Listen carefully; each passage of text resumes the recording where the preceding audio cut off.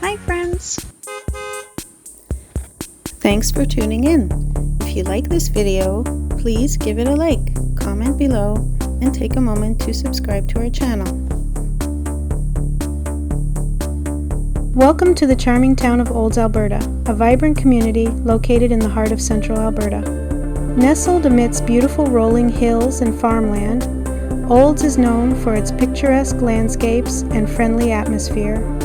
The town was established in 1892 and has a rich history that is reflected in its well-preserved heritage buildings and local landmarks.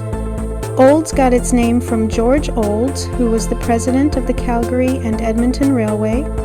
The railway played a crucial role in the development of the town and the region, and it is believed that the town was named in honor of George Olds due to his significant connection with the railway. Olds is also home to Olds College, a renowned institution for agricultural education and innovation, which contributes to the town's vibrant community and economy. With its blend of rural charm and modern conveniences, Olds provides a welcoming environment for families, students, and visitors alike.